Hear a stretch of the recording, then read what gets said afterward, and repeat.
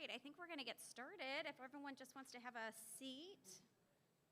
We're so excited to do something in person. It's only been like 2 years, so we appreciate everyone masking up and coming out into the real world to meet with us in person. So I first wanted to welcome everybody for our, like I said, our first in-person PERC event in over a year. My name is Amanda Lavelle, and I'm the PERC representative for Nationwide Children's Hospital Behavioral Health, and I also have 2 kids in the district as well. For those of you not familiar with PERC, PERC has been in existence for over 10 years. It started as an offshoot of the PTOs in Dublin City Schools. And this volunteer group of parents, community members, and district representatives work to develop programming for the year that can benefit the entire Dublin community. In the past year, we've actually rebranded to a new name, an updated logo, and a new website refresh, which is still under development, but getting really close to being done. Our new name is Parents and Educators Raising a Community, but will still be known as PERC. With our new rebranding, we're really hoping to diversify the representation of our group. We want to ensure that we're hearing from the entire community when we plan programming for the year. We want to make sure that all district voices are represented. And we invite anybody from the district community who's interested to attend our monthly meetings held at 9:30 a.m. the third Wednesday of the month at Emerald Campus. After the presentation, we encourage you to provide us some valuable feedback on ideas for future presentations. You can go visit our website at dublinperc.org, and there is an evaluation section on there where you can give us some feedback on the evaluation or on the program today, and also some ideas for future programming. Gina actually will have a slide for that at the end, so just as a reminder, at the end of her slide deck, you can see that as well. I did want to point out a couple presentations that are happening in 2022 that we're particularly excited about. They're all great, but these are 2 I wanted to certainly highlight. Dr. Hamilton, the new Director of Diversity, Equity, and Inclusion at Dublin City Schools, will be presenting about her new role in the district, I believe in January. I'll have to look on the date on that one. And then additionally, Dr. Jess Shatkin, who is a psychiatrist and author from NYU, is going to be visiting Ohio for 2 days in March. His book, Born to be Wild, tackles adolescent risk-taking behavior. He's a dynamic speaker, and we're super excited for him to come and don't want you to miss that. I also wanted to take a minute, I know the lights have dimmed, but I wanted to welcome Tyler Wolf, who's the Director of Social Emotional Learning at Dublin City Schools, who's here today. Thank you for coming. He will be here tonight as well.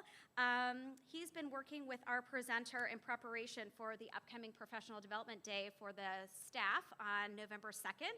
So we're excited that the information that's going to be presented today is also going to be presented to the teachers and staff at their PD Day in a couple weeks. So we're excited to be able to collaborate these 2 pieces together so that everybody is on the same page. So I want to introduce our speaker.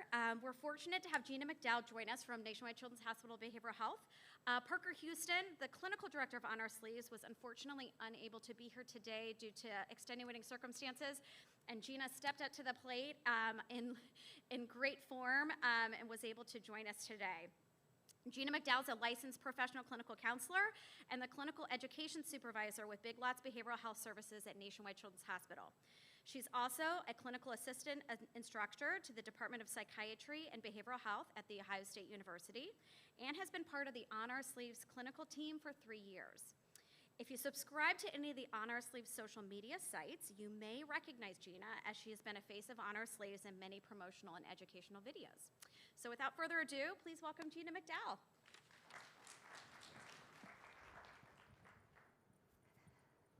Thank you, Amanda. Can everyone hear me okay? Good? Okay. Good morning, and I am extremely excited to be here today. As Amanda said, my name is Gina McDowell, and I work with behavioral health education at Nationwide Children's Hospital. I have been at the hospital for almost 7 years now. I had a former clinical practice there as well before I moved into behavioral health education and specialized in child and adolescent trauma treatment as well as dialectical behavior therapy for youth struggling with emotional dysregulation. I have been with the clinical team with On Our Sleeves for the last 3 years. I was lucky enough to actually be part of the thunderclap, as we called it, when On Our Sleeves kicked off 3 years ago, so I'm really excited to be here and talking about it today. We have time for questions at the end, but also if you do have a question, feel free to kind of flag me down, or Amanda has a mic that I'm more than happy to take a pause to take questions if you'd like. So today I'm going to be talking about how we can help raise mentally healthy kids.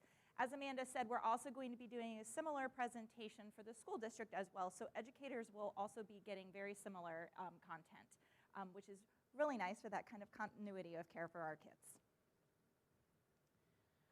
So one of the main objectives for today is that we will be learning how to start the conversation with our children around emotions and mental health and overall wellness. I'll also cover some common stressors for kids and signs to look out for that might suggest that there is a need to seek out additional treatment. And I'll also be discussing the On Our Sleeves campaign, covering its mission and its goals, and also available resources. If you have not been on the On Our Sleeves website yet, it'll be in the slides, but you can also feel free to look it up fairly easily, onoursleeves.org, and we will talk about some of the free educational resources that are available for families and educators. And finally, we're also going to talk about the importance of self-care for you as a caregiver as well. As I said, On Our Sleeves is something that was born right here in Columbus. I wanted to talk a little bit about our organization at Nationwide Children's Hospital and the service line that we have within behavioral health. On Our Sleeves was originated at Nationwide Children's Hospital, and just to give you a little bit of information about the organization itself and our service line, we are the largest pediatric behavioral health research hospital in the country, and we are home to this beautiful building that is the largest freestanding pediatric behavioral health facility in the U.S. This building is one of a kind. We were actually just talking before this that the pavilion opened on March 10th of 2020. We had amazing opening events and walked tons of people in from throughout the country. And then after we opened, 2 days later, many of us went home. But many of the services within the pavilion kept running. Many of our programs are 24 hours within the walls of the pavilion. So our frontline staff, we cannot thank them enough for continuing throughout the pandemic. It is a beautiful building that's one of its kind, and it was truly aimed at breaking the stigma around mental health, which is a lot of what we will be talking about. We all have mental health, the same way that we have physical health and we have physical wellness. One of the most unique features about this building, though, is our brand new psychiatric crisis department, which is on the first floor. It serves as a 24-hour emergency department specific to psychiatric needs. Prior to the building opening, this department was housed within our emergency department, and you know, it wasn't exactly, it was a very medical environment for our behavioral health kiddos that were coming in, and this brand new building, everything is very bright, welcoming, and again, just trying to break that stigma around seeking out mental health services for psychiatric needs. But while the pavilion houses our highest levels of care, so our inpatient units, crisis departments, and some intermediate levels of care, a majority of our services in behavioral health actually happen outside of the walls of the pavilion. So we have different locations in various areas of the community. There are off-site locations downtown, but we also have outpatient sites that extend well beyond central Columbus, so even out here in Dublin. We also have outpatient sites in Westerville and Reynoldsburg as well. And one of the very unique things about our, well, not unique anymore, but one of the new things that did roll out because of COVID was our telehealth program. And we're actually now able to serve youth in counties, outlying counties that maybe weren't able to come into more of the central Columbus area to seek out services. So that's actually been a really exciting transition. As I said, our services range all the way from the prevention and outpatient side to the inpatient hospitalization within the pavilion. And we also have specialized clinics within our system that focus specifically on the assessment and treatment of autism spectrum disorder, others like eating disorders, and we also have specific trauma treatment program. So that is our building and our program. So let's talk about the term behavioral health and what that means. By its definition, it's the study and treatment of mental illnesses, disorders of brain development, and behaviors that affect emotional, psychological, and physical wellness. Here you can see a list of some of the conditions and the symptoms that we treat in our behavioral health services. This is not an all-encompassing list by any means. However, I think it's important, again, to just really reiterate that we all have behavioral health. We all want to strive for mental wellness, the same way that we would take precautions and prevention strategies to achieve physical wellness. So again, the goal of the On Our Sleeves campaign is to truly break that stigma around mental health. It is important to look at some of the statistics when we start talking about the why. Why did On Our Sleeves come to life? And the work that we do in any behavioral health program. 1 in 5 children experience some form of mental health concern. Approximately 50% of mental health disorders begin before the age of 14. And suicide has become the second leading cause of death amongst our individuals and youth 15 to 25. These are alarming statistics, and they are not meant to scare anyone, but they absolutely identify the need for promotion, prevention, and intervention of mental health and mental well-being in our youth. The earlier that we can start, the better. No age is too young. We will talk about how you will adapt that to different ages, but we really want to highlight the fact that there is a very strong need to have these conversations with our kids and start to normalize the discussions around mental health. It's also important to highlight the fact that mental health does not discriminate. We are seeing a rise in suicide rates amongst Black children ages 5 to 11, which has nearly doubled. Suicide attempts for Hispanic girls, grades 9 through 12, were 40% higher than their non-Hispanic, not colleagues, I went to say colleagues, their fellow students. We have also seen a significant rise in our LGBTQ+ youth reporting experiencing higher levels of depression and anxiety. And our Asian American and Pacific Islander youth are just as likely to experience mental health concerns, but half as likely to seek out treatment. So it's very important when we're talking about this, when we're thinking about cultural considerations as well when it comes to conversations around mental health and at-risk youth. And we're going to talk a little bit later on about some of these other considerations that could impact mental health concerns. So what does On Our Sleeves mean? I'm sure many of you have heard the statement, you wear your hearts on your sleeve, or you wear your heart on your sleeve. Well, our kids don't wear their thoughts on their sleeve, and in fact, none of us do. So unless we're actually asking and having these conversations, we are unable to actually understand exactly what they're feeling or what they might be experiencing. On Our Sleeves was designed to give children a voice and to break that stigma around mental health. On Our Sleeves is truly a movement. I remember it started out as kind of a fundraising campaign, and it is truly a movement to create a platform for change. It's committed to providing every community in America with free educational resources to help inform families, educators, and advocates on how to promote mental wellness. On Our Sleeves also helps to connect families with trusted local resources when that is needed. We believe that no family should struggle alone when they're managing concerns related to mental health. I remember back 3 years ago when this started, again, when we talk about the thunderclap.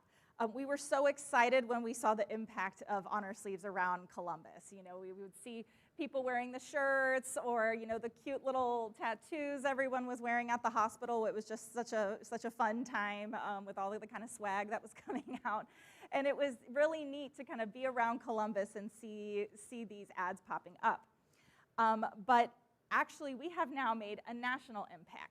So those little icons that we've talked about, fun fact, they've actually made their way to Times Square as of now. I was actually in North Carolina a few months ago, and I went into a Big Lots to grab some supplies, and they asked me if I wanted to donate to the On Our Sleeves campaign, and I was so excited, and I think I was much more excited than the girl asking me, but it was really cool to be in another part of the country, and somebody asking if we wanted to donate to this campaign that supports breaking the stigma around child and mental health. So just some additional facts, more than 3 million people have interacted with the content in some capacity across the country. This includes students and educators as well, and our families. We have also impacted students and educators across the country through the Million Classroom Project. We were able to actually surpass the original goal of reaching 1 million classrooms in 2021, and you can see the number up there. It was very exciting. And Honor Sleeves has also launched various campaigns and materials around specialized content, such as the Gratitude Campaign, emotional empowerment, various topics around diversity, equity, and inclusion, and COVID-19. So when we're talking about this topic, it's important to acknowledge the common stressors that our kids are facing today. And we will also talk about some of the things that us as caregivers are facing today as well. But for one thing, we have all experienced a significant change in our routine and our structure, home life, school life, everything when it comes to COVID-19. It's impossible to even have one of these talks without bringing it up. But our kids have also had a great deal of back and forth over the last year and a half as conditions have changed with COVID. And we know that structure and routine is so important and so vital when it comes to supporting mental wellness.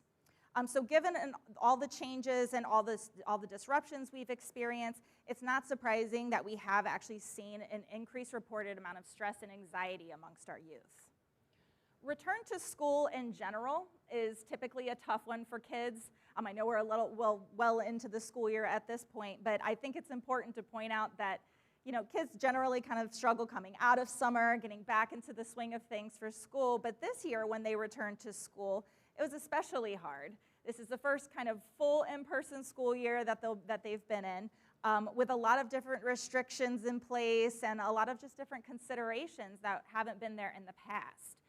And you know what, for example, we were just talking about this before the presentation too, having to quarantine, and if there's been exposures, or before it was kind of, drag yourself to school when you're sick. A lot of these things have changed, not just for kiddos, but for our caregivers as well. They're definitely feeling it too. But we want to keep that into consideration when we're thinking about that impact that has on the mental health of our children. There's just been a lot of change over the last year and a half. Peer relationships. They are so important for our kids to have those relationships, to form those bonds, but they can often be a stressor for children at times. I know working in behavioral health, the peer relationship sometimes can be the top stressor for our kids, although very important. But over the last 18 months, there's been an additional layer too. We have much more virtual interaction than maybe we have had in the past. Increased usage of social media, things like that can absolutely increase stress for our kids when there might be some sort of challenges around peer relationships, or maybe even just breakdown in communication. I think adults have experienced that as well. And just not having as much face-to-face interaction as they have in the past. Media coverage, I think, is something that overwhelms us all. As we can't turn on the TV without talking about COVID-19 or other things that are going on around the world, and it's impossible to even log into social media sometimes if that's somebody's way of kind of checking out for the day. You're going to see things about COVID-19 or other things that are happening around the world that can absolutely increase stress. So it's especially hard when sometimes kids are using social media or a TV as their outlet, and then they have these additional kind of exposures to these things that they're trying to almost get away from, and their parents as well. We can't get away from it either. So there's really what we've seen over the last 18 months is there's not a huge break from the stress that a lot of people, including our children, have been experiencing. And then finally, I want to talk about the comfort level around discussing mental health.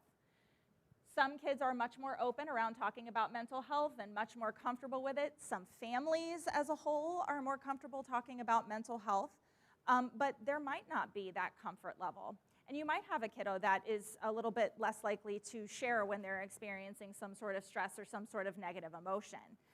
So it's really important to have these conversations, but we're going to talk about what you can do as a caregiver to provide some space for that in your home. As I just said, you can't get anywhere without talking about COVID-19. I do think it's important to highlight some of the specific impact and changes that we have seen in the research since COVID-19, aside from the disruption of routines. we've seen a dramatic increase in families seeking out information on mental illness, both child and adult. We've also seen a significant increase in the emergency department visits for behavioral health specific needs since April 2020 to October 2020, and those numbers have only continued to rise. I was actually just asking someone the other day that I would love to see updated numbers, because I know our psychiatric crisis department has actually seen record highs within the past couple weeks. So we are definitely seeing a spike in the services related to behavioral health. Going back to the cultural considerations that we talked through just a moment ago, I also want to talk through some of those additional considerations, when we saw the statistics, some of those additional considerations that could absolutely impact mental well-being. So the top one is racism and discrimination. Experiencing racism and discrimination greatly contributes to mental health concerns amongst our BIPOC youth. As noted earlier, we're seeing a significant increase in suicide rates amongst our Black youth, and we know that Latinx children show higher rates of mental illness and suicide thoughts than other children their age. So I'd like to share a short video right now with one of our psychologists who discusses some of the mental health concerns that our BIPOC youth may face.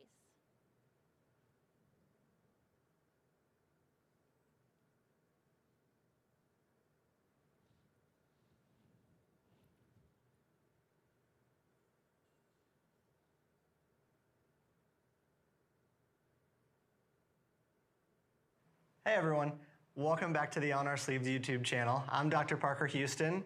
I'm a pediatric psychologist and the clinical director of On Our Sleeves. And with me today, I have a super special guest, my friend and colleague, Dr. Jackie Doxey King.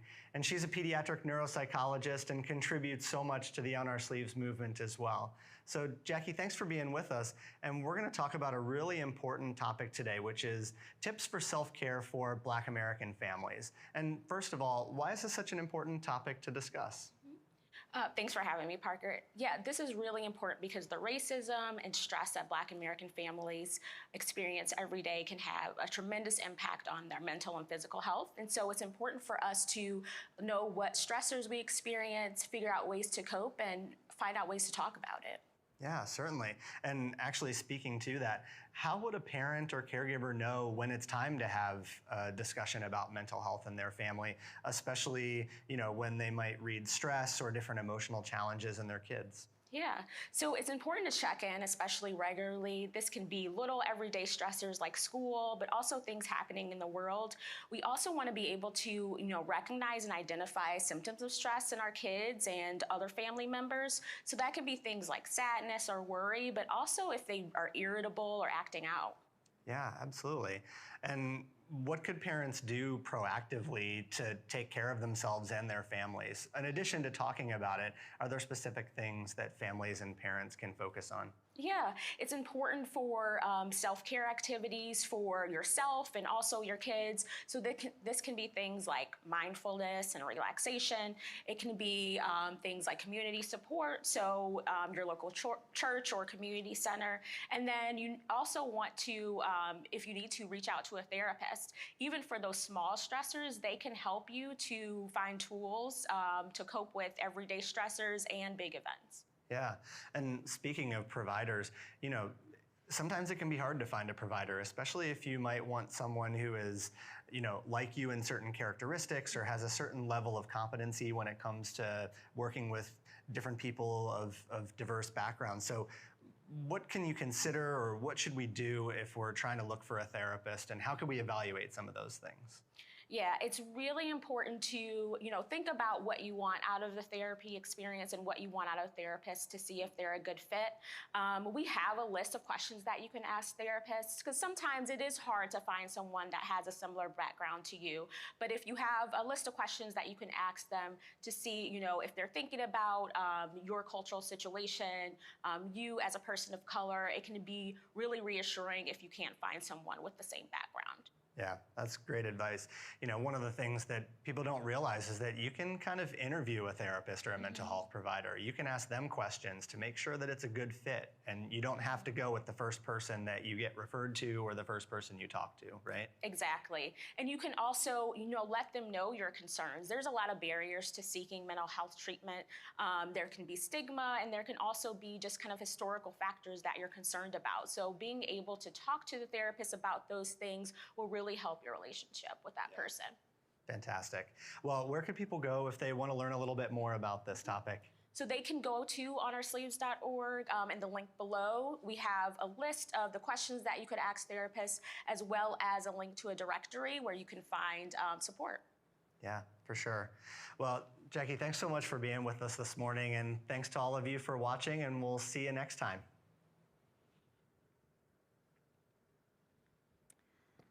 Dr. Doxy King is an invaluable member of our clinical team at Nationwide Children's, as well as with our On Our Sleeves group. She has done numerous talks and content development around these important topics, so definitely check out the website to see more of her work.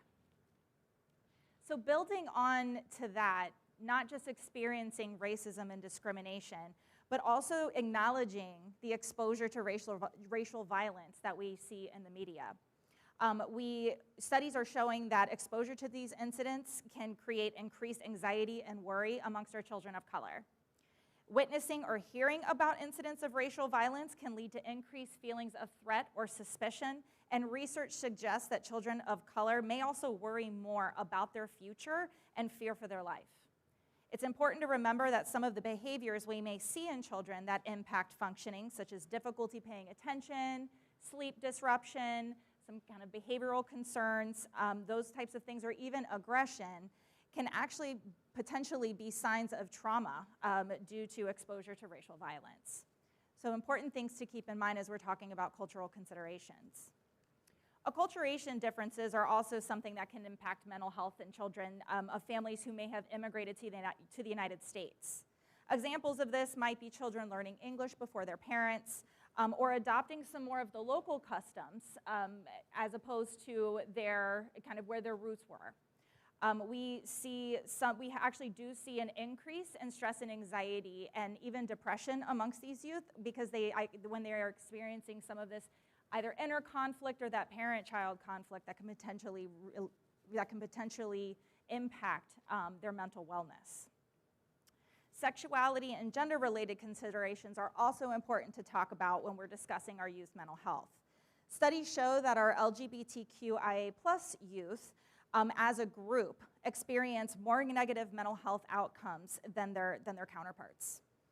Research from the Trevor Project, and I think we can provide a link to the Trevor Project if you'd like, showed that in the last year, 52% of transgendered youth report having seriously considered suicide, and 20% actually attempted. If we are looking at the percentages compared to our general population, those are 19% and 9% respectively. So the good news is, though, is that research shows that a supportive environment where a child's gender and sexuality is accepted and embraced, and where identity is affirmed and respected, can decrease the risk for these negative outcomes. Oops, sorry, too fast. Finally, we want to talk about family views on mental health and help seeking. This plays a huge role regardless of race, ethnicity, or sexuality.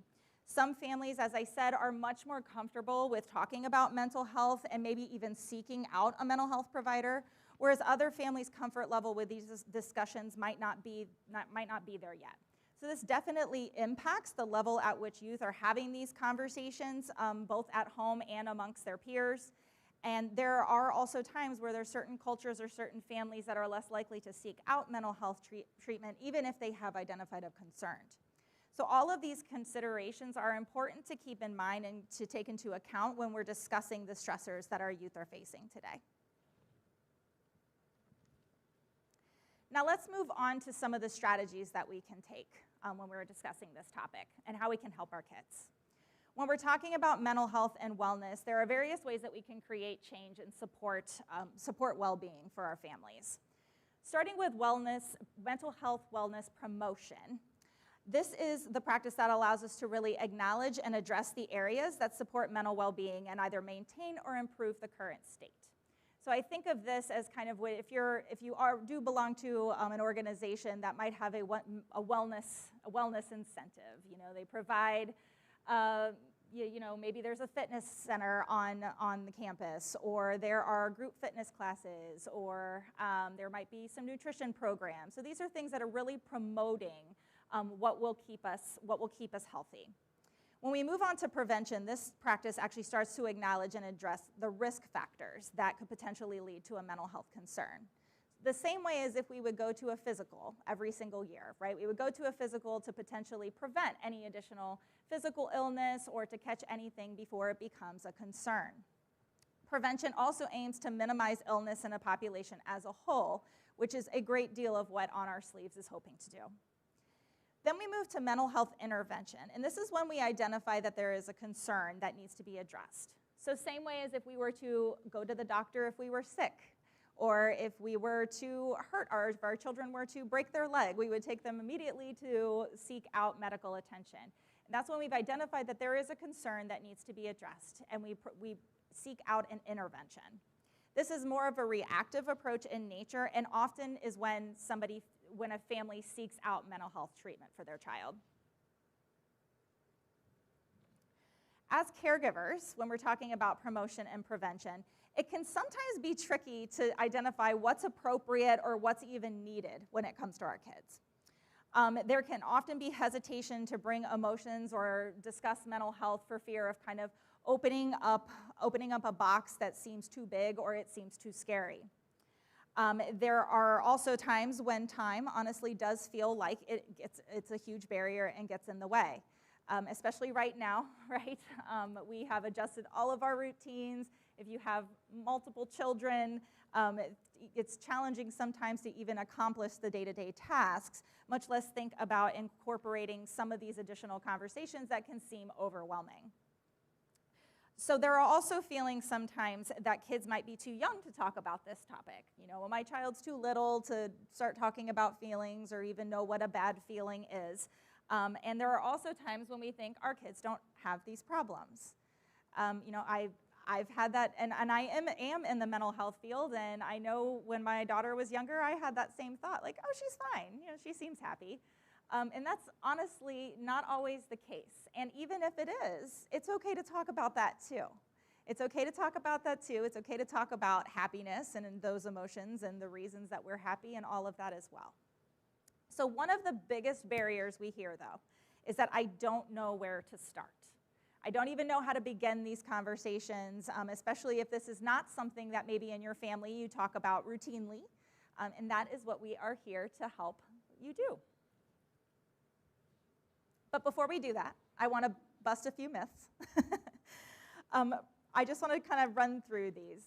Promotion and prevention does not have to be uncomfortable. In fact, I'm going to give you some tips on how you can make this a very fun activity to do. It does not have to be an uncomfortable conversation all the time, and how you can get the whole family involved.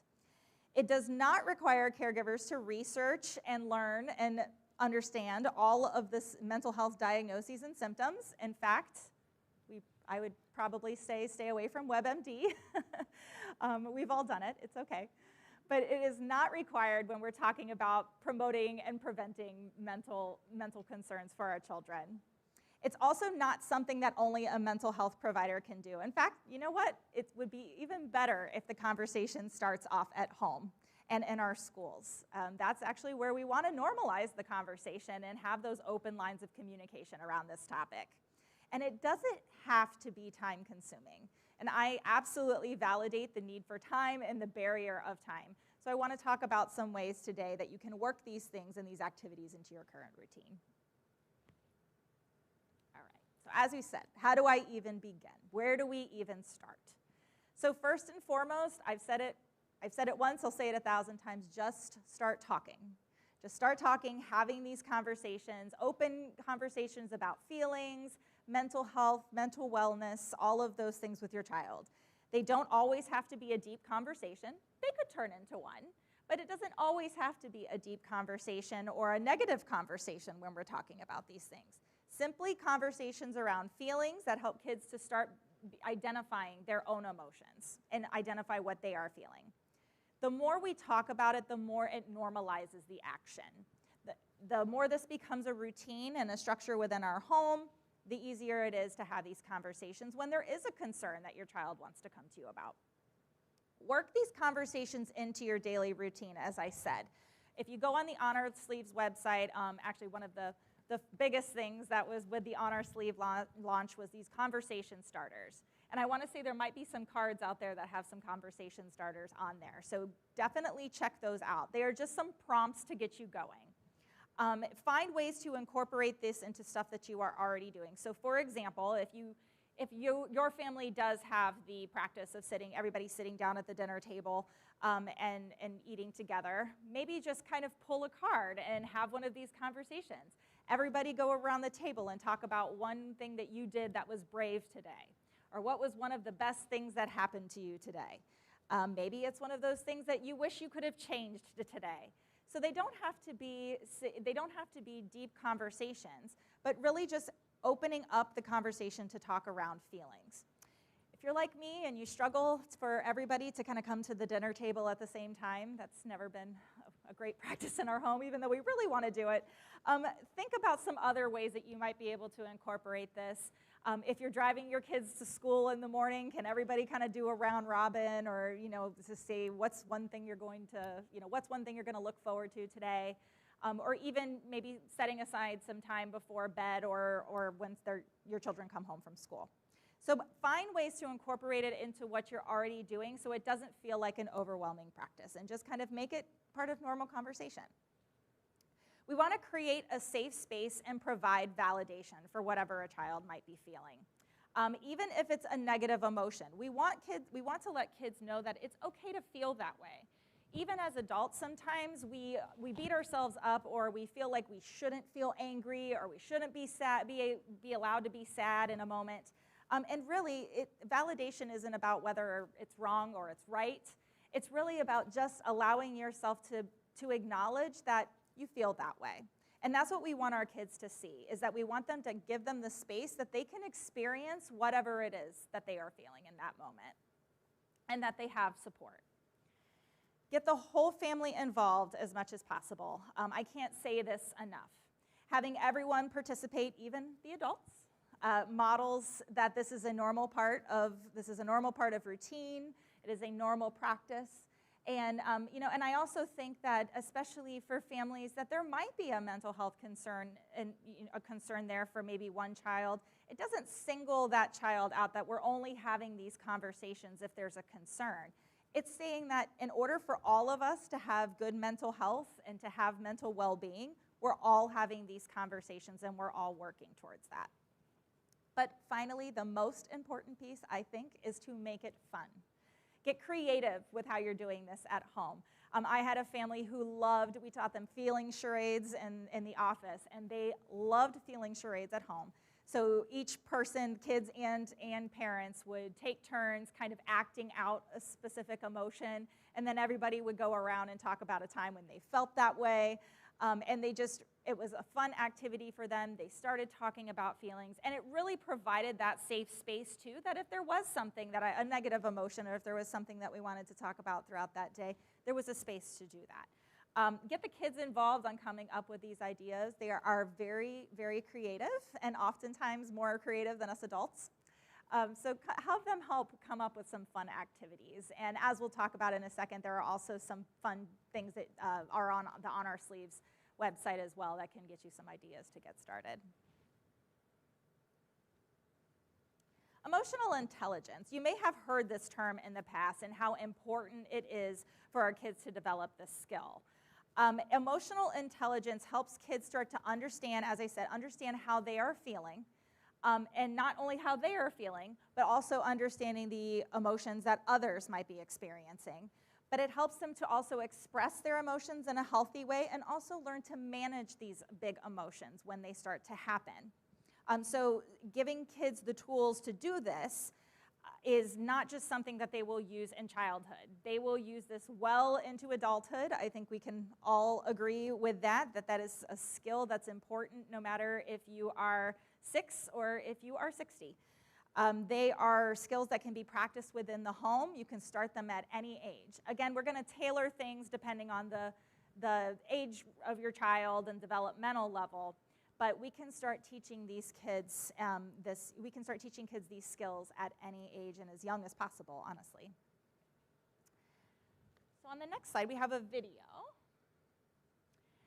So while they're pulling this up, here's a video that I wanted to show some tips on how we can promote emotional development at home. The Emotional Empowerment Campaign was one that was run last year. This year. I'm getting my years mixed up. We kind of missed one in there. We ran this year in the spring and really had a lot of different tools and resources for families at home that can start these activities and really kind of promote this emotional empowerment and start our kids with this skill. So I will play the video.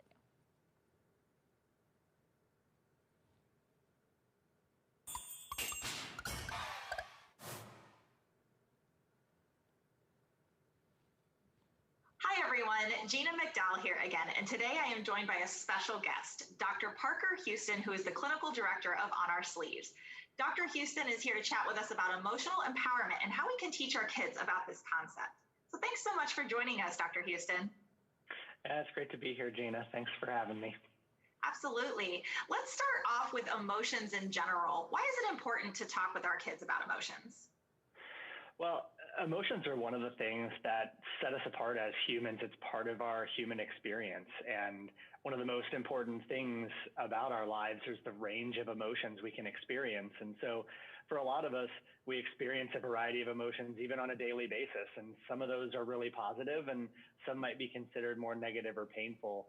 And so throughout development, we learn how to understand and regulate and use our emotions in relationships. But those are skills that don't always come naturally to everybody. So we can talk with our kids about them from an early age and help get them started on the right track. Absolutely. And you mentioned that there are emotions that are negative and painful. Is there such thing as a bad emotion? No, there's certainly not.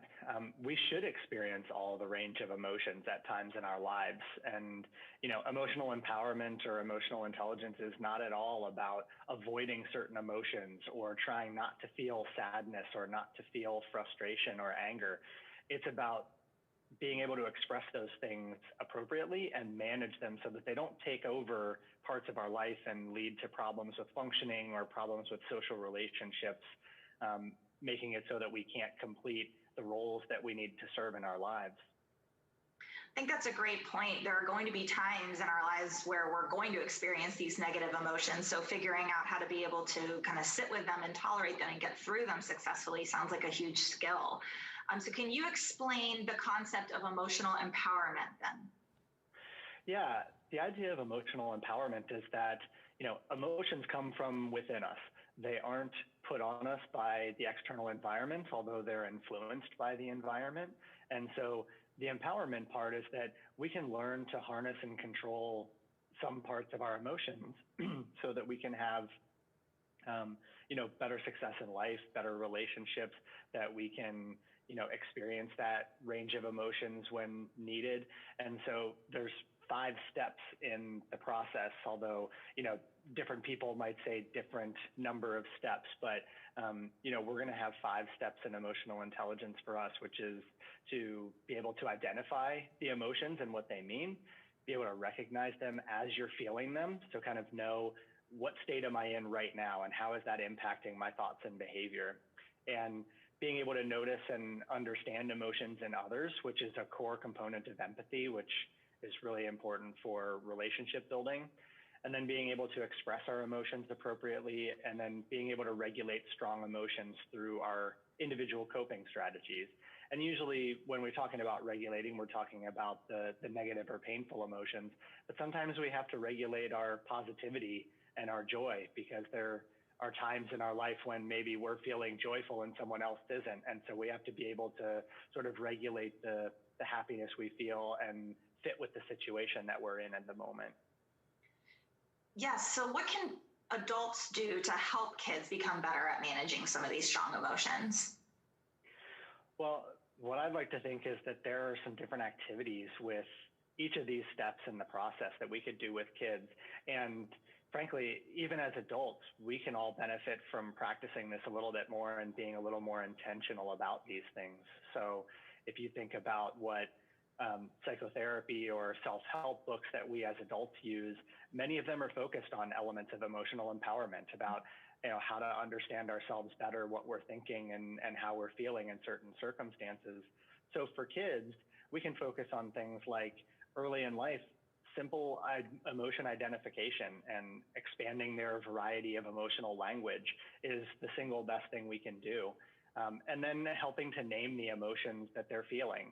As parents, we have the opportunity when we see someone who's upset or when they're feeling joy to label that for them and say, wow, it seems like you're feeling this way. Is that right? And I can tell that because, and sort of describe what you're seeing and how you might be able to tell that they're feeling that way. And then another main thing to do is to read books with them or listen to stories with them and talk about the emotional parts of the story. How did that character feel in that moment? Or how would you feel if you were in that position? And it's sort of this education about using stories to illustrate different ways that people feel and how they respond to that. And all of that will help them build a better vocabulary moving forward in life. That's great. It sounds like such great ideas for caregivers to start working with their kids on helping them feel emotionally empowered. So thank you so much for sharing this with us today. We really appreciate you joining. Yeah, anytime. Thanks. So if you have thoughts around emotional empowerment that you would like to share, feel free to leave them in the comments section. That is all we have for you today. As always, don't forget to like us and subscribe, and we'll see you next time. This was obviously recorded when we were still social distancing, so. But this is another example of a video that we have on the library, of the media library on the On Our Sleeves website and the On Our Sleeves YouTube channel. So definitely check that out to access ones like this. There are over 100 videos on that library now on different topics. And we have a lot of the emotional empowerment activities and checklists and different things that you can even print off and do at home on the website as well. So again, get started with these activities as young as you possibly can. Resilience. Resilience is another skill that will benefit our children well into adulthood. And I think we could probably all identify at least one time over the last 18 months when we have practiced resiliency. But what resiliency is, it's the ability to cope and get through challenging situations. And it's an amazing skill set to have and a prevention strategy when it comes to mental well-being. This is a skill that we all need in life, and starting to build resiliency even at a young age can only benefit our children in the long run. So here are some ways that we can help children tap into this resiliency. Start by helping them create a strong support system. It's really important that kids have a trusted adult in the home, at school, in the community, wherever it might be. Having strong sense of supports in general in their lives help children feel secure and safe, especially when navigating challenging moments. And also having that trusted adult that they can come talk to when they are navigating those moments, or maybe even experiencing some of those negative emotions. Create a structure and a routine in the home. Again, having structure and less unknowns for kids really does create that sense of security and that sense of safety, reducing anxiety, reducing stress levels, and plays a huge role in resiliency when it comes to kids. As adults in the home, we also want to model and regularly practice good coping skills so our kids can see that it is possible. If they see us do what they see us do, they will repeat. So if they're seeing the adults in their lives practice good coping skills, navigate challenging situations, they'll know that it's possible to kind of get through these hard moments in these stressful situations. Let them use their coping skills when challenges arise. It can be very hard as caregivers to see our kids struggle, to see our kids hurt, to see our kids fail. And it's hard not to want to swoop in and save them. It absolutely is, and validate that completely as a caregiver. Where they learn to use their skills, though, is when they are navigating these challenging moments. That doesn't mean that we are not there to help, support, guide, but we're letting them use those skills and letting them practice those skills to navigate those things on their own. And that's where that distress tolerance is really learned. When I can use those skills and I can come out on the other side and I made it through, that's when I can actually kind of increase that confidence that I can get through this. And finally, praising your child for when they do that, when they do come out on the other side. Point out, even you know what, if they need help, that's okay. Point out when they're navigating some of these challenging moments, and point out when you can see them using their skills and trying to get through a tough situation. Let them know that you see how hard they're working. We often say that we want to praise and we want to give attention to the behaviors that we want to see more of.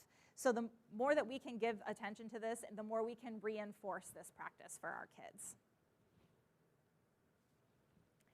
So promoting healthy habits. Habits and routine are huge. I think we could probably all think of a time when we've tried to adopt a healthy habit of our own. Maybe it's starting an exercise routine or eating breakfast every day, maybe even going to sleep at a certain time. And you can even probably think of some of these that you've already worked with your kids on in the past.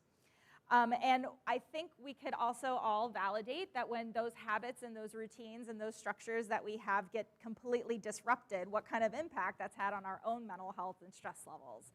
I know with me, I'm a pretty structured person, and I know when my routine was completely thrown off 18 months ago, it took me quite a while to kind of recalibrate and just regroup, and I noticed a significant change in my mood and my stress. And our kids experience that as well. Our kids, I think, function even better on structure and routine than we do. So when their routine is thrown off, you can definitely notice a little bit of change in the mood and the behavior and things like that. So healthy habits absolutely play a huge role in our mental well-being and our kids' mental well-being. And we have the 3 R's to kind of help develop some of those habits. So as we're kind of talking through this, think of some of the habits that you might want to incorporate into your home. For younger kids, maybe it's brushing their teeth. For our older teens, maybe it's going to bed at a certain time or shutting off electronics at a certain time. But we start with the reminder. Make it impossible to forget the goals for the day. So something that is visual, right there in your face, write things on a calendar, put fun checklists up for kids to see. If they're little, you might want some visual prompts like pictures to kind of help them talk through help walk them through each step of the routine. In our house, we loved using the whiteboard. We had this whiteboard on our fridge. It's still there. And my daughter is just very visual, but it's so funny because it ended up becoming something for all of us. There was like reminders on there every day of different things that we needed to accomplish. And it was just a nice way that anytime we went to the fridge, it was right there in our face. So it was impossible to forget what we needed to do for the day. And then the next R is routine. Once something becomes a routine, and once we've repeated that over and over again, that makes it much more likely to stick with and to become a habit. When it comes to kids, though, we often need to think about routines as well. So when we're thinking about things like getting ready for school or getting ready for bed, you might need to break down the steps of that for our kids at the beginning. For a 6-year-old to say, go get ready for bed, there might be a lot of things involved in that might be hard to break down at that level. I can tell you my teenager, when I say clean your room, my version and definition of clean your room is also much different than her definition of clean your room. So there might be times when we're thinking about when we get things into a routine, we might have to start at the beginning. We might have to break things down, help out a little bit, walk them through, but that's okay because the more we do it, the more repetition we have, the more it becomes a routine and a habit. So you can even think about things involving mental well-being that you can incorporate. So having these conversations once a day, or even just making sure that everybody is taking a 10-minute self-care break, things like that you can incorporate into the home. And then reward. We want to always make sure that we are celebrating success. So come up with rewards for following through on some of those desired behaviors or steps in the routine, whatever it might be. They should be small but meaningful. I always say cheap or free. And so things like for littles, stickers, stamps, they love that. Extra screen time for teenagers, they also love that. And get them involved on some things that would motivate them and come up with some ideas for different rewards on following through for behaviors. All right, so as I have said, Honor Sleeves website has so many free educational resources for families, educators, and advocates. We also have some things on there too that even kids, some of the videos our kids and teens like to, would benefit from watching, or different activities that you can do with your children. So definitely make sure to check out the website.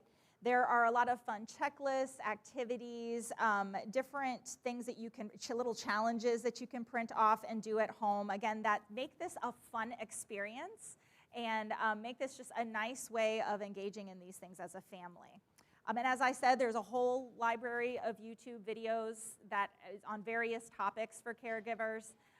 Definitely check those out. And over the last year and a half, On Our Sleeves has really spent additional time on creating materials navigating certain school challenges. So return to school is always a pretty big one, so there are videos and resources for that. But there are also things that we have on there that we, from previous, of preparing for an abnormal school year. There are things on how to manage bullying or how to talk with kids about bullying. So there are great resources to access as we continue to navigate some of those unique circumstances that might come up throughout the school year. All right, so moving on to more of that intervention. While we've been really talking about what we can do on just a normal, everyday basis, no matter if there's a mental health concern or not, we've been really talking about that promotion and prevention. We also want to talk, though, about what might suggest the need for intervention and what you can do as a caregiver. So we have some warning signs that we look for. The biggest warning sign that we recommend just keeping an eye out for is a big change in function for our kids. Caregivers know your children best, so you can usually tell when something's off, when something is shifted a little bit. So things that we can watch out for: sleep disruption, too little, not enough, staying up super, super late, not being able to sleep, or maybe you notice that they're always exhausted, always wanting to sleep. Changes in appetite as well, either up or down. Significant drop in grades. Academic performance is a big one that we often look for too, especially if a child has done fairly well for a majority of their life, and then all of a sudden we start to see a little bit of a drop in grades. Might just be something to check in on. Isolation and withdrawal from peers, maybe even from family. If you're starting to notice that it's harder and harder to get kids out of their room, it's not uncommon for teens especially to kind of want to stay in their room. So it's not that we're sounding the alarms, but we're wanting to check in and see kind of what's going on. But if you start to notice that isolation and maybe decreased interest in things that used to really appeal to them and they used to get really excited about, it could potentially be a warning sign. And then again, just those significant changes in mood. We're all moody sometimes, so here and there, it's not necessarily, again, a time to sound the alarms, but if you start to notice an increase in mood, you start to notice more sadness, more depression, maybe even more avoidance and fear, and it's something that might look like anxiety, it could just possibly mean that it's time to check in with someone and maybe seek out some help. We obviously have more obvious signs that once we hear these, we know that it's definitely time to check in and definitely time to seek out intervention. Things like hopelessness or any kind of talk of death or engaging in self-harm. These are behaviors that definitely are a need to seek out treatment. It means there's something going on there that we definitely want to intervene as soon as we possibly can. as caregivers, it's really important to know your resources, and we often say, know your resources before there's ever a problem, too. Know what is available to you. So that way, if that situation ever does arise, you know exactly where you can go. I always say tap into your school's resources first. It can be one of the quicker ways to get your child linked with services immediately. Again, even if a school is not able to provide long-term services, there is generally a school counselor or a guidance counselor that can check in with your child, and also generally has a lot of resources within the community that they can help link your child if your district is not one that does long-term counseling. However, many schools now actually have long-term counseling programs embedded, so definitely tap into your school's resources. But also ask about community resources as well, just to kind of keep yourself in the know. Your primary care physician or pediatrician can be a great one to kind of just ask if they have any services in the area that they would recommend. Also checking in with your insurance company to see if you have private insurance, to see what's covered, what's in your area, and gives you the opportunity to do a little bit of your own research too, in case there's ever a situation that does arise. And then finally, identify the available crisis lines and emergency services in your area. This could be different depending on what county you're in. I've provided the number for the Franklin County Youth Psychiatric Crisis Line up here for reference. That is actually run out of our hospital downtown, and it is a 24/7 service that really provides some kind of, it's more of kind of talking through crises, providing some consultation about what next steps might be, ability to safety plan, and provide caregivers with some instruction as well. So it's good to just know what's available in your area if that situation ever does arise. So we've been talking a lot about our kids' mental well-being, and I think it's really important to stress the fact that your self-care as a caregiver is just as important. We want to be mentally healthy and mentally well ourselves in order to help raise mentally healthy kids. So this is just a funny illustration of kind of the last 2 years, but there is so much truth to it. I think the middle one is my favorite, actually. But we have had an extremely unique 2020 and 2021 that I don't think anybody was prepared for. I don't think anybody could be prepared for. And we've experienced a significant of change and disruption to our lives as well. As caregivers, though, our general reaction is to kind of react. Oh, sorry, Siri thought I was talking to her. Our reaction is to kind of jump in, make sure everybody has what they need, make sure our kids are all set up for school, make sure that everybody's got childcare and everything's good for everyone else. And oftentimes the caregiver self-care is the last thing to be addressed. And that statement, "you can't pour from an empty cup," is absolutely true.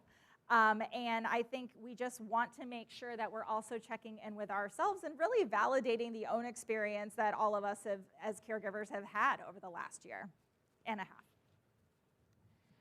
But I want to talk a little bit about stress and anxiety, because we are not only seeing increased rates of stress and anxiety for our kids, we are also seeing increased rates of stress and anxiety for the adults.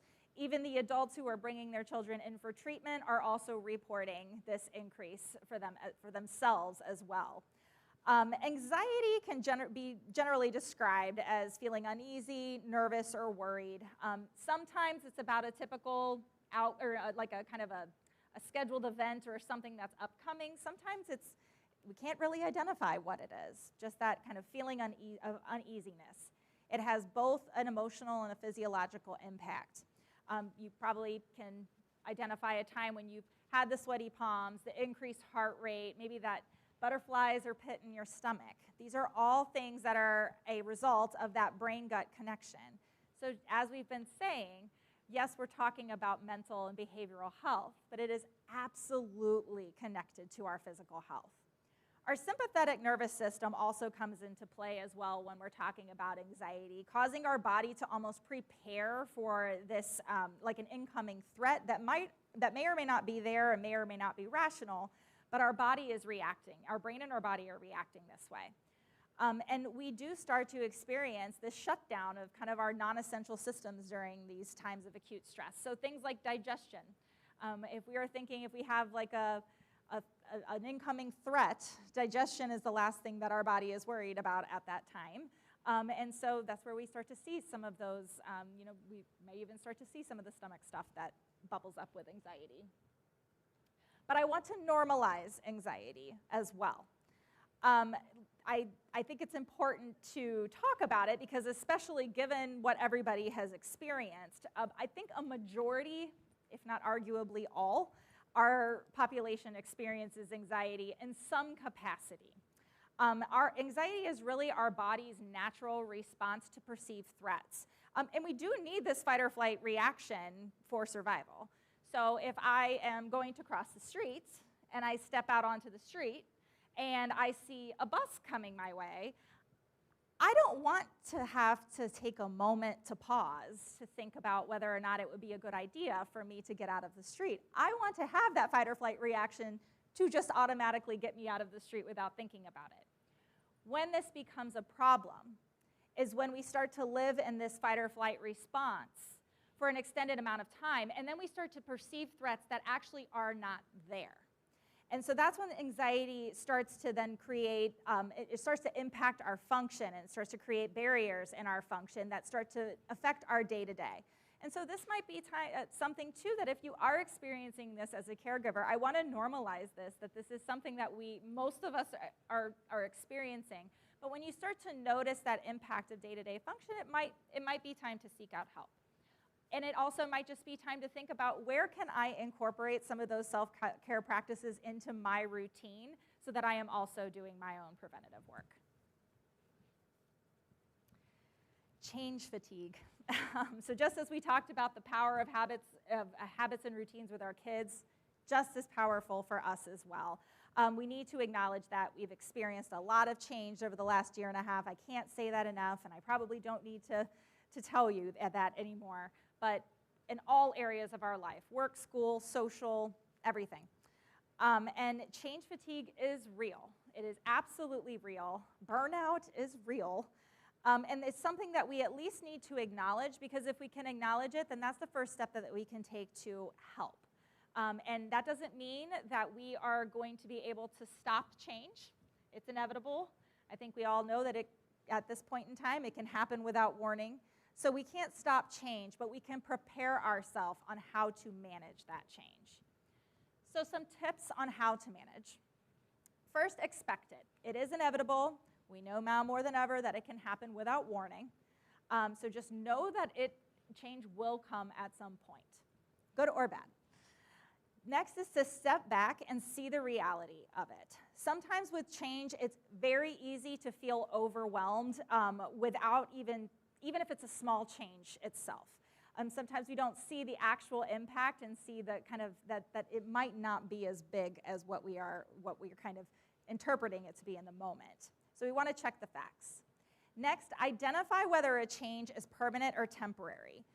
Again, sometimes in the initial moments, it feels like this is going to last forever.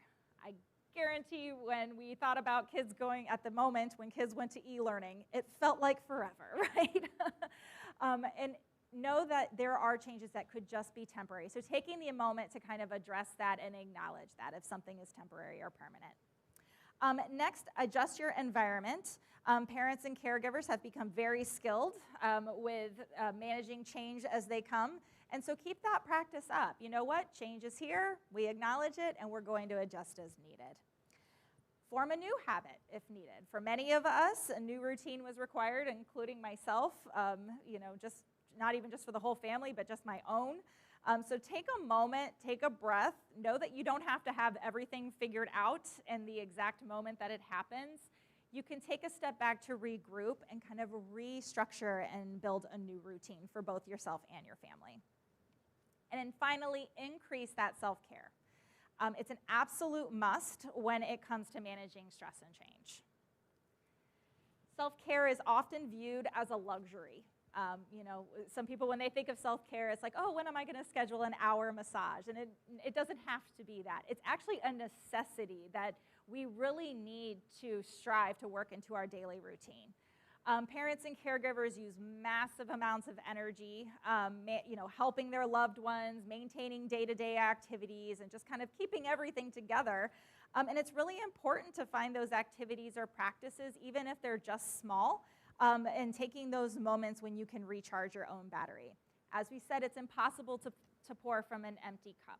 And so it's really important that you are recharging your battery just as we would all recharge our phones at the end of the day. Check in with your own well-being too. Oftentimes, you probably, like as I was describing anxiety, we can think of times where it's like, oh my gosh, like now I'm at the point that I definitely need help.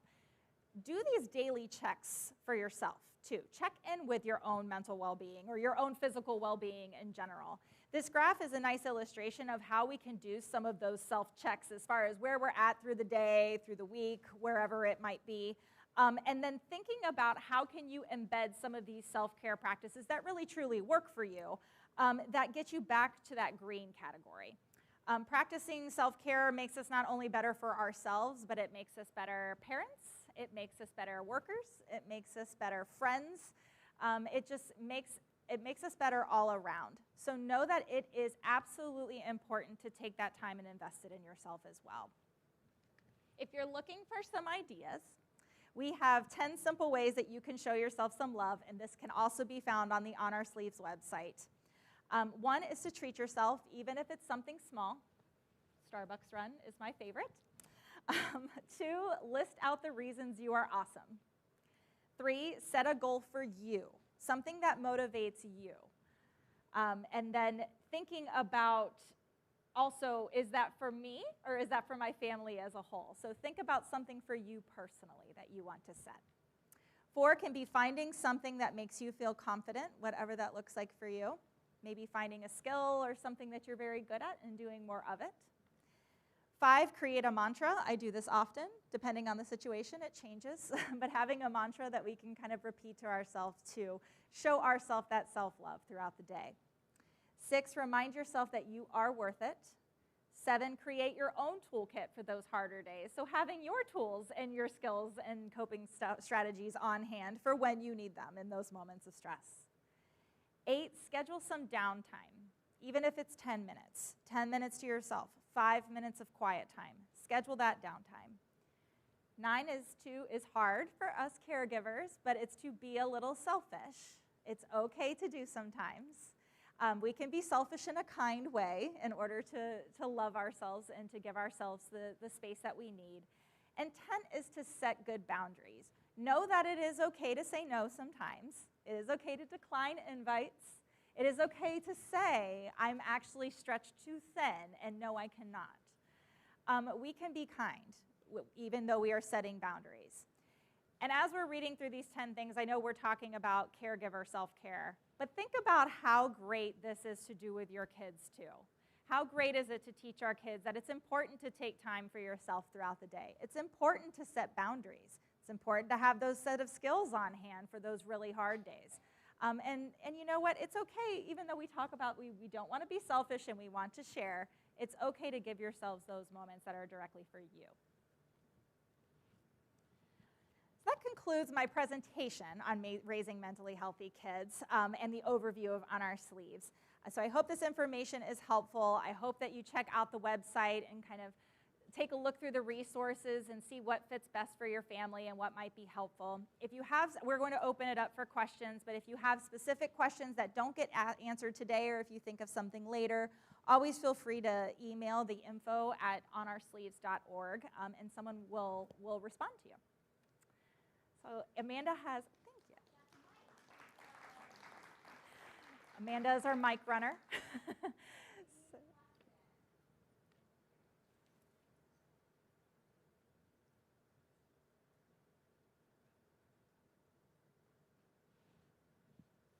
Can you hear me with the mask?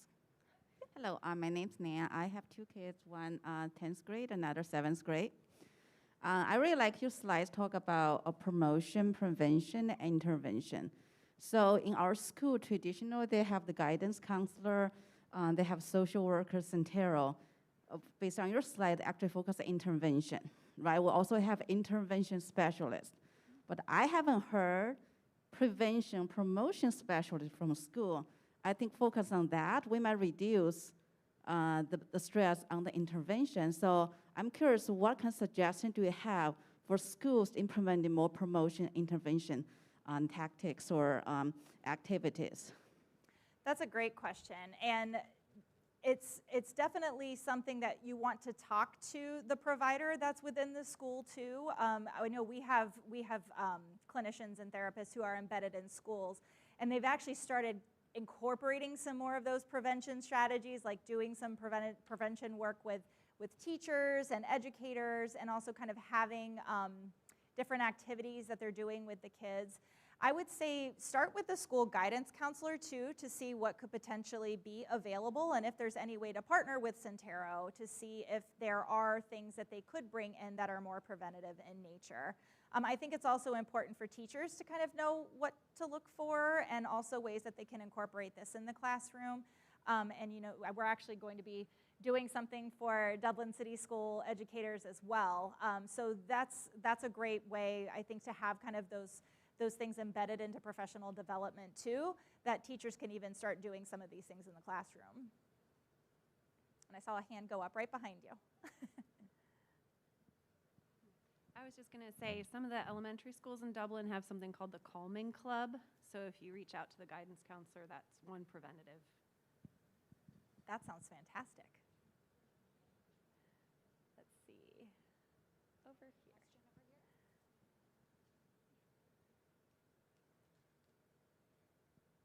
Getting your steps in, Amanda.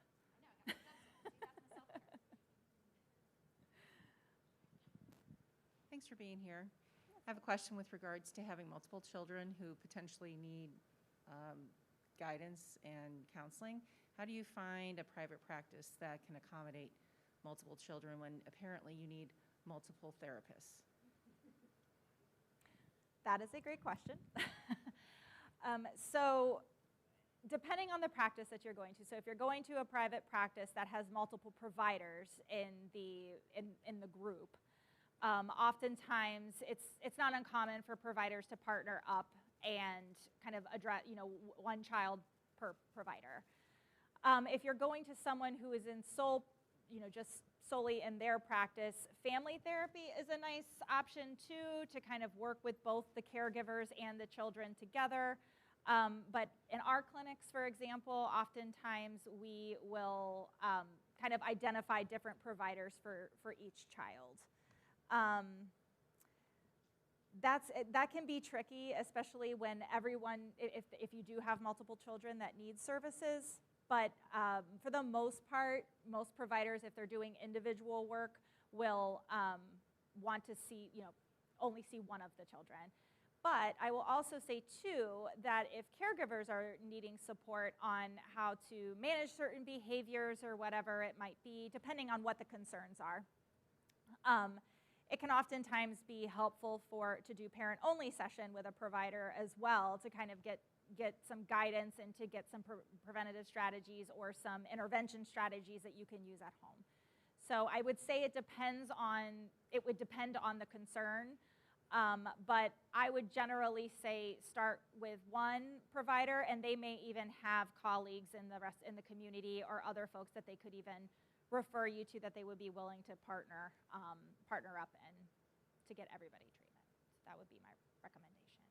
And I will say too, as a provider, sometimes the kids, because oftentimes I will see siblings, it just sort of depends on the situation.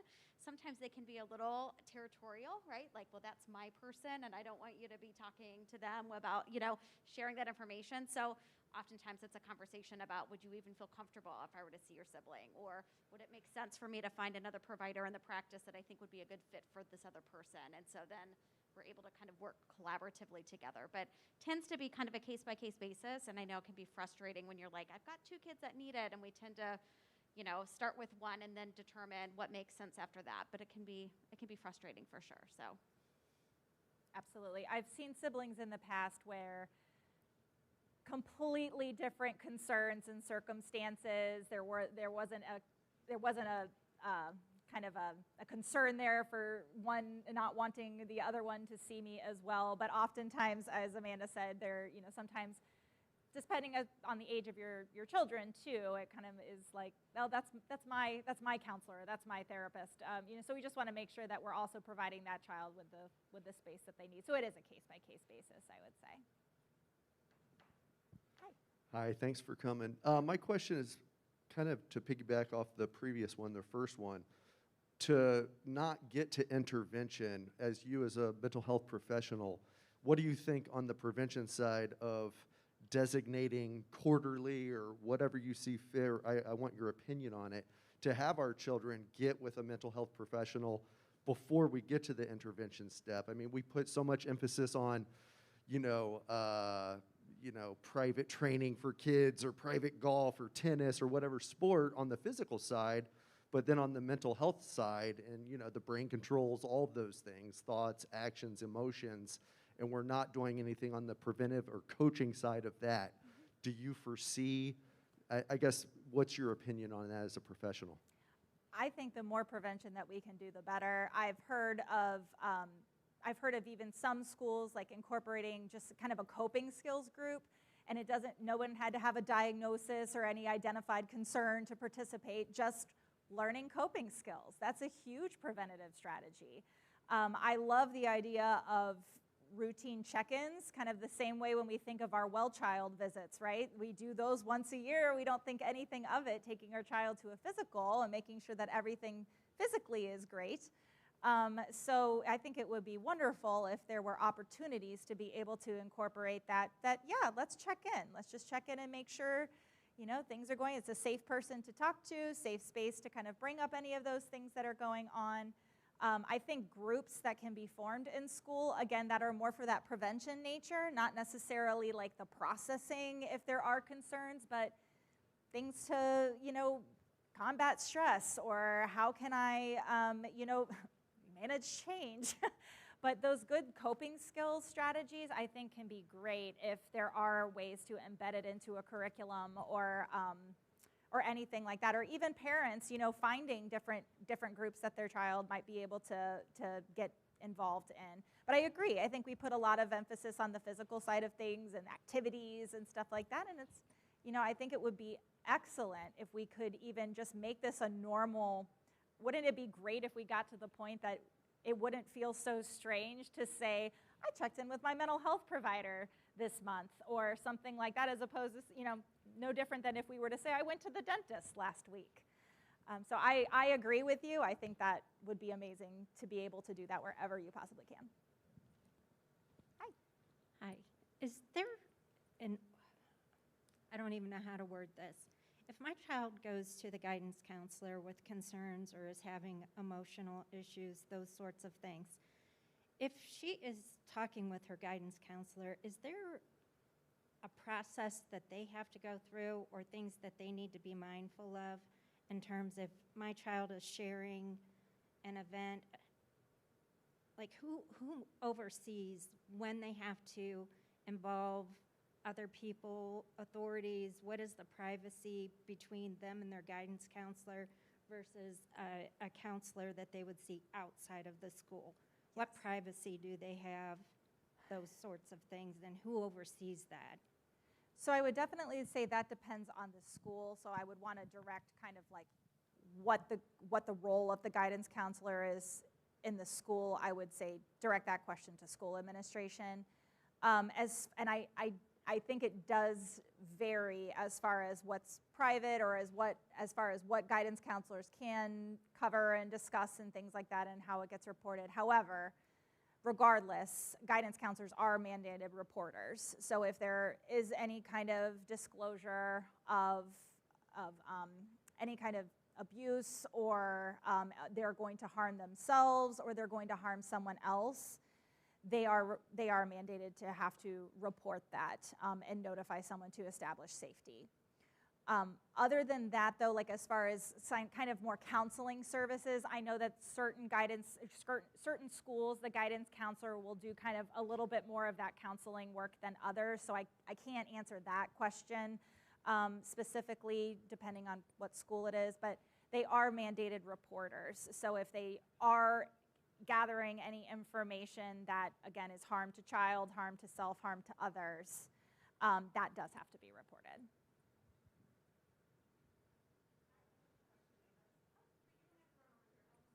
I can repeat it.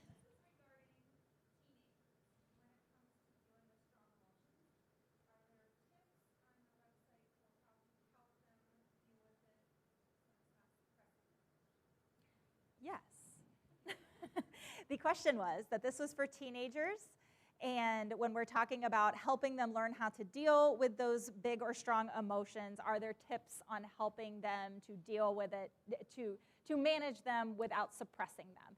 And honestly, that's actually where the emotional empowerment comes into play. So there are lots of resources on that. And I think there is a video, too, on emotional regulation. But one of the other things that we talk about a lot is validation. And validation, again, is not saying, like, you shouldn't have that emotion, we have to make that emotion go away. It's that you can experience that emotion, and you don't have to act on that emotion. So you can experience it, you can use coping skills to get through it, but we're not suppressing it and making it feel like I can't have this or I just have to kind of like walk away from it. We're letting it happen, but we're also developing the skill to be able to control it. And that's where that emotional intelligence and emotional empowerment comes into play. And we absolutely have a lot of materials on that. Good question. It's my favorite. Yes. I can hear.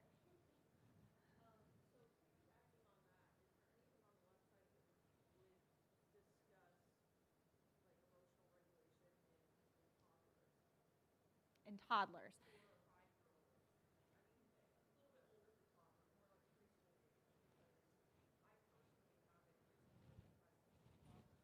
Yeah.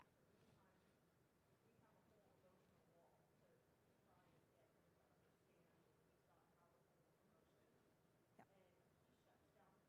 Mm-hmm.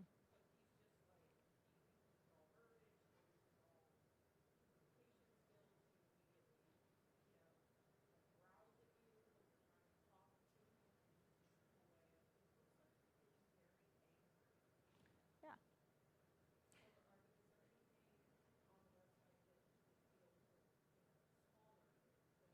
Yep.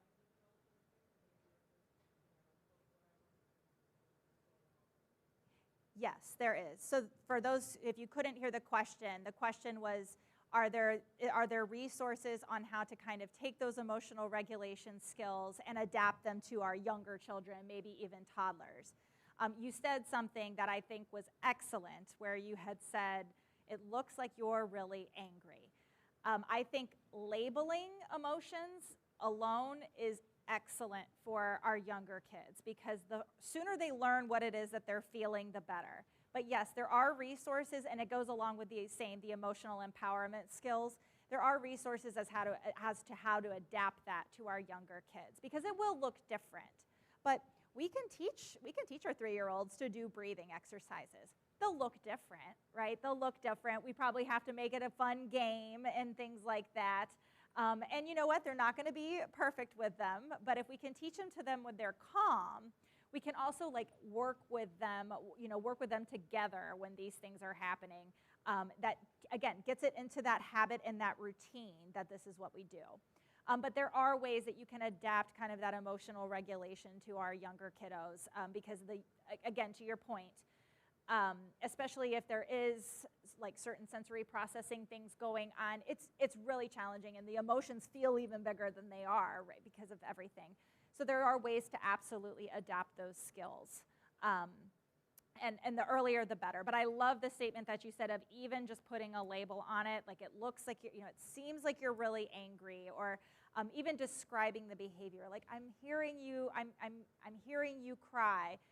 Let's talk about that again. Might need to get a little older than toddler age to have that discussion, but there are ways that you can adapt it and build those skills. You might only get to emotional identification and maybe a breathing skill or something like that when they're a toddler, but you can continue to build on that as they get older as well.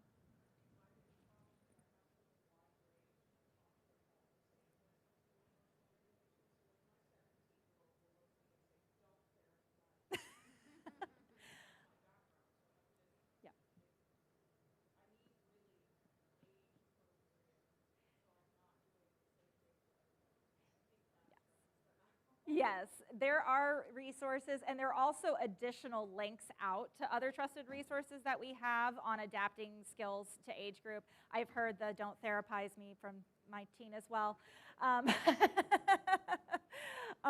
But yes, there are, if there's not a specific video or content on that, we also have links out to other trusted resources that you can go to kind of get some of these adaptations for emotional regulation skills. So I think that's a great point, because it does need to adapt based on age range. We're not talking about different things. We're just addressing it differently so that it's received in a way that's effective. All right, well, I want to be mindful of everyone's time. I know we had a few extra questions, so I don't know if, Gina, you'd be okay to stick around for a few minutes, and if folks have questions to ask you directly. But thank you so much. Thank you all for having If you me. enjoyed today, know we will be back again tonight at 7 to 8:30, same place. Nicole Dempster, a pediatric psychologist, is going to actually be the presenter this evening. So please tell friends and family about it, and please go to dublinperc.org and let us know about information. Oh, there we go. Thanks, Gina.